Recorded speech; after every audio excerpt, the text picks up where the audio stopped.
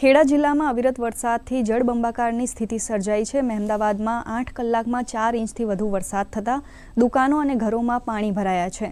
બીજી તરફ નડિયાદ શહેરમાં શ્રેયસ, વૈશાલી, ખોડિયાર અને માઈ માતા ગરનાળામાં પાણી ભરાતા પૂર્વ અને પશ્ચિમ વિસ્તાર વચ્ચેનો સંપર્ક તૂટ્યો છે, જેના કારણે ટ્રાફિક જામની સમસ્યા સર્જાઈ છે। તો તંત્ર દ્વારા પણ લોકોને સાવચેતી રાખવા અપીલ કરાઈ છે।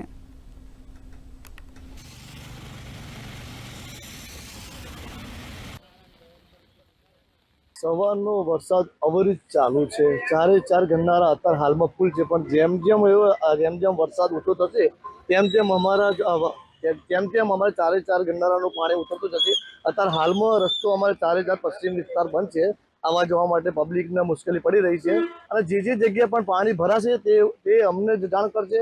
કમિશનર સાહેબથી ધ્યાન રાખી રહ્યા છે, ધારાસભ્યો બી ધ્યાન રાખી રહ્યા છે, પ્લસ ડ્રેનેજ ખાતાના એન્જિનિયર છે, વરસાદી લાઈનવાળા છે, એ બધા જ હાલમાં તમામ જગ્યાએ કરી રહ્યા છે। અત્યારે એ જગ્યાએ અમે હેડપંપ મૂકવામાં આવે છે, અને એ જગ્યાએ પણ કામ ચાલુ જ છે, અને અવિરત અત્યારે ફૂલ વરસાદ ચાલુ છે એટલે પાણી ઉતરતું નથી, પણ જેવો વરસાદ ઓછો થશે એવું તરત પાણી ઉતરી જશે। હાલ અત્યારે નડિયાદ શહેરમાં જે નીચાણવાળા વિસ્તારોમાં છે એમાં પાણી ભરાઈ ગયા છે।